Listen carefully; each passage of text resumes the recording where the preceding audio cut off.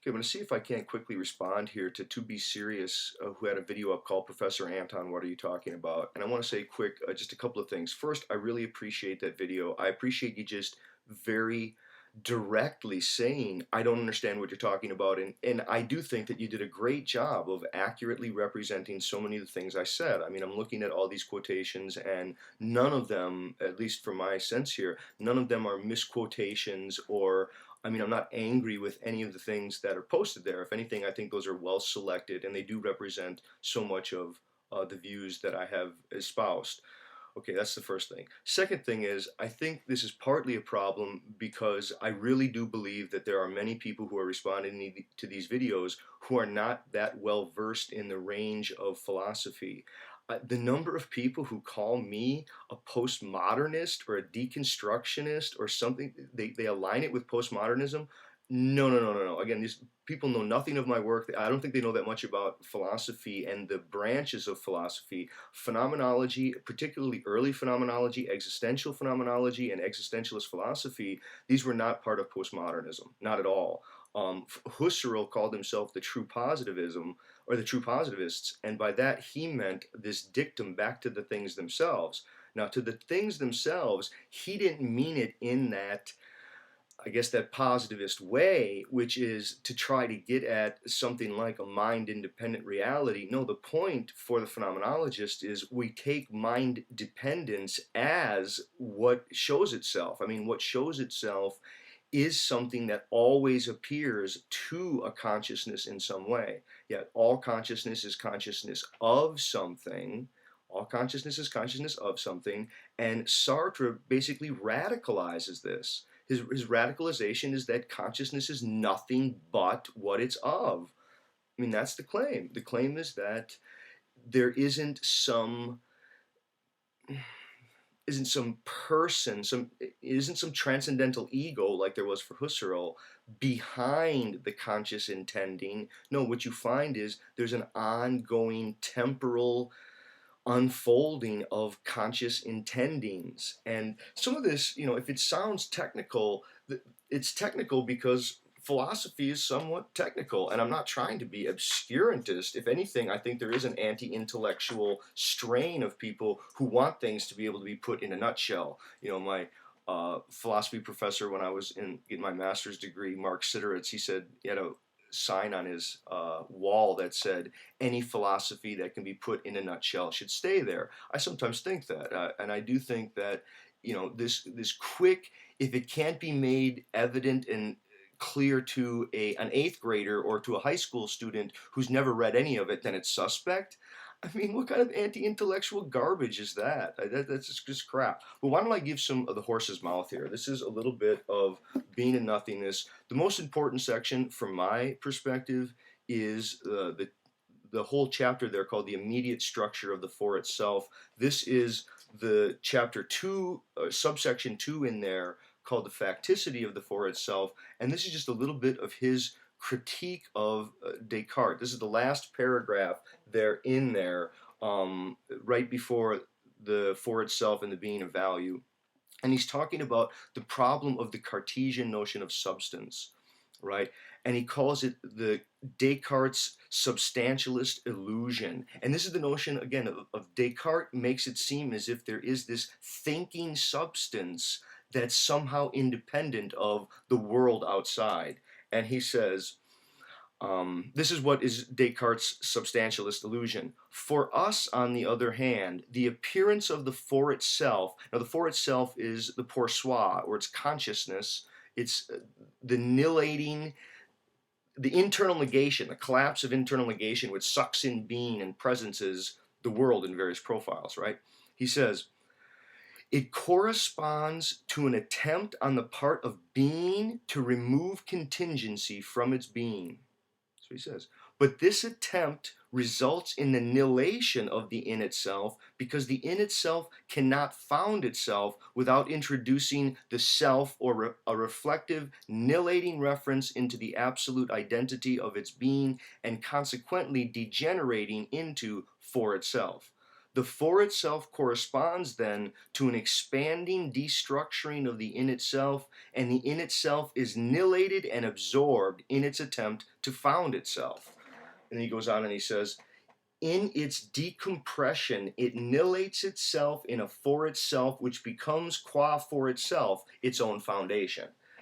Okay, this is what Sartre's trying to say, is that being is a full massivity, right? Instead of dealing with the world, which I think is what a lot of people do, they make it seem like there's a world over there and then there's a subject over here, and then the question is, how do I get my mind into the world, or how do I get the world into my mind? And we begin with some sort of division.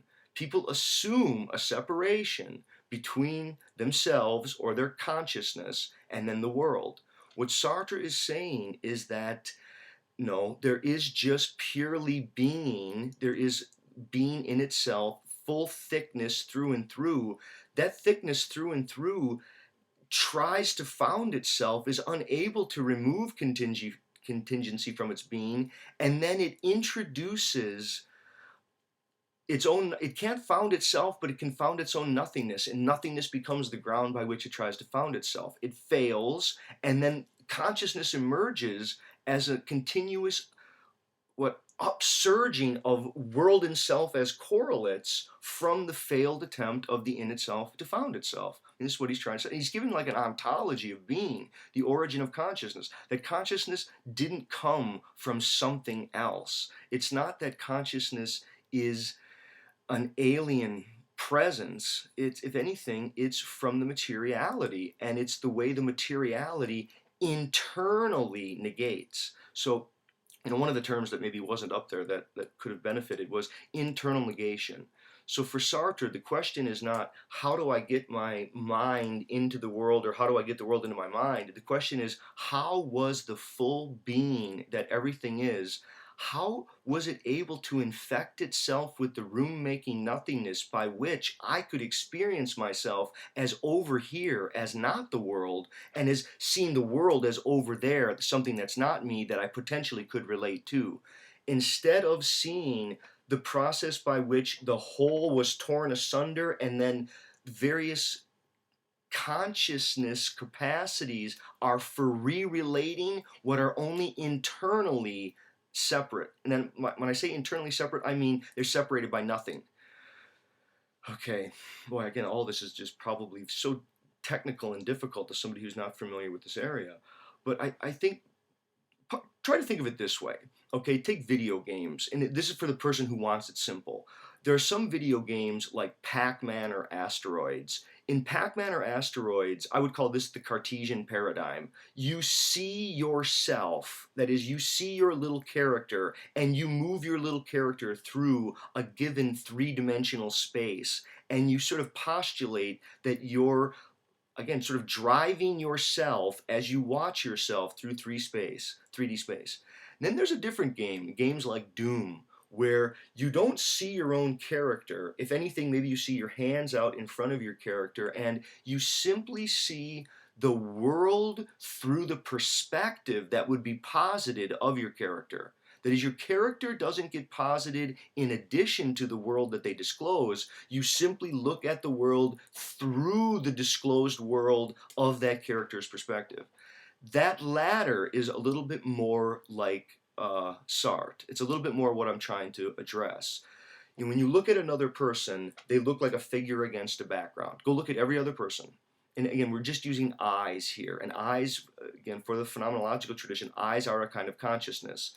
They are what they're not, and they're not what they are. That is, when I look out in the world, I see things and I go, oh wait, no, I rub my eyes. My eyes are an attending to the world. And when I attend to the world, I'm not attending to my eyes, I attend from them. If suddenly something is in my eyes and I need to blink them and my eyes become objects, that's when they're not revealing what they're not.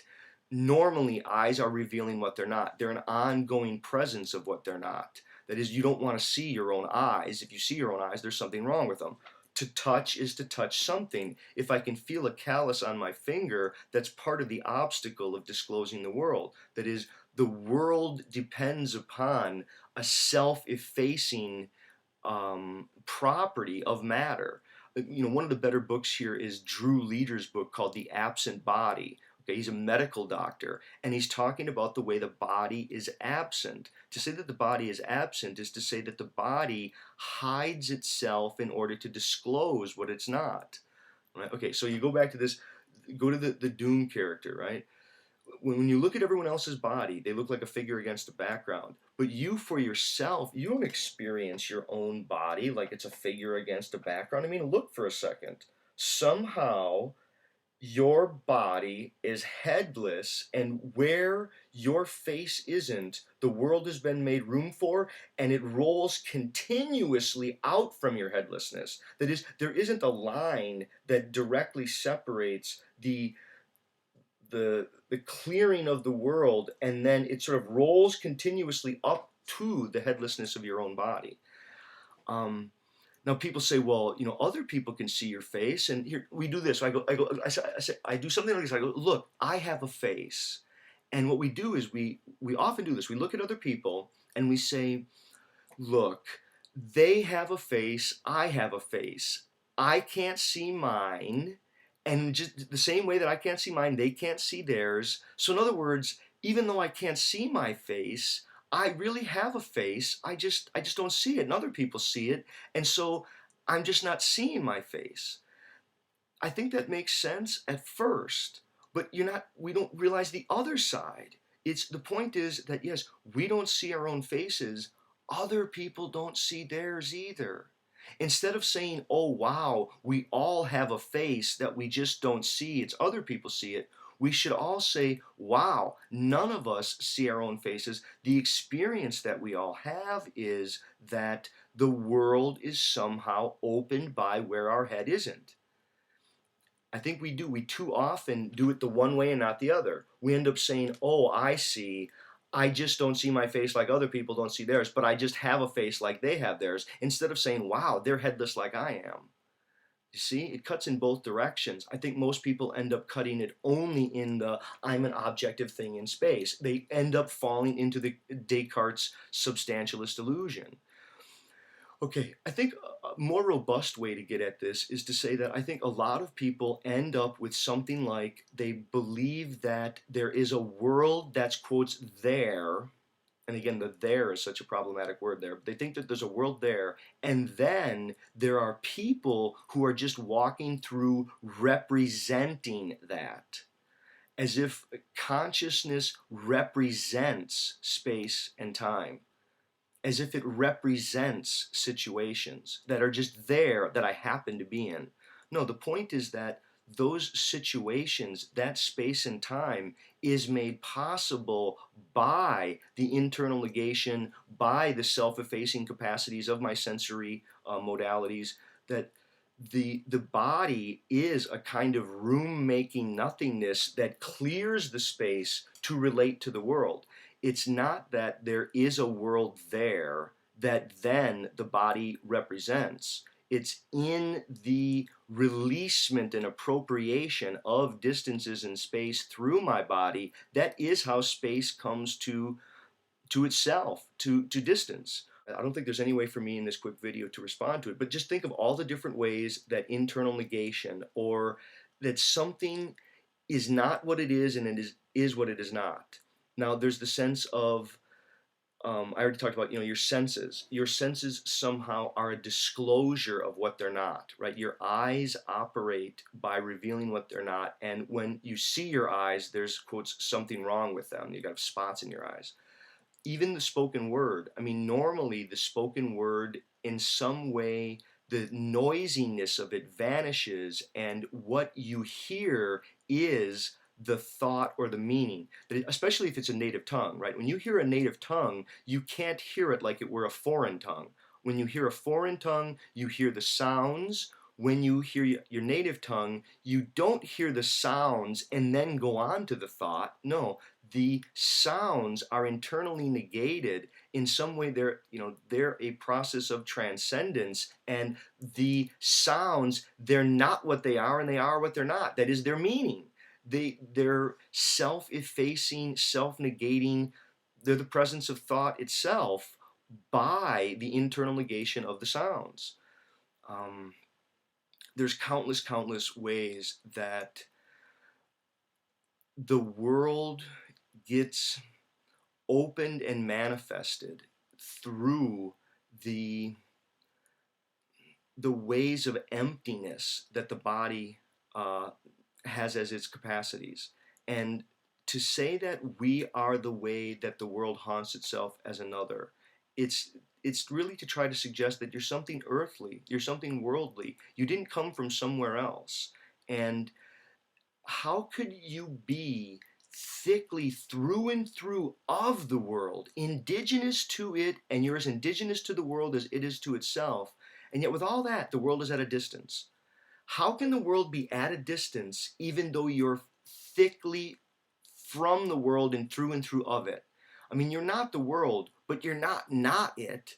The degree to which I am the world, but I'm not it. Where is that non-being? From where comes the negation for you to claim to be serious? If you're going to claim you're not the world, how are you going to claim that? If you're going to claim you are the world, I think we're going to say, well, that's not right. But if you're going to claim that you're not the world, from where comes the space, that kind of room making for you to recognize that you're not it? Okay, those would be some thoughts. Maybe we should do a dialogue. Okay, thanks.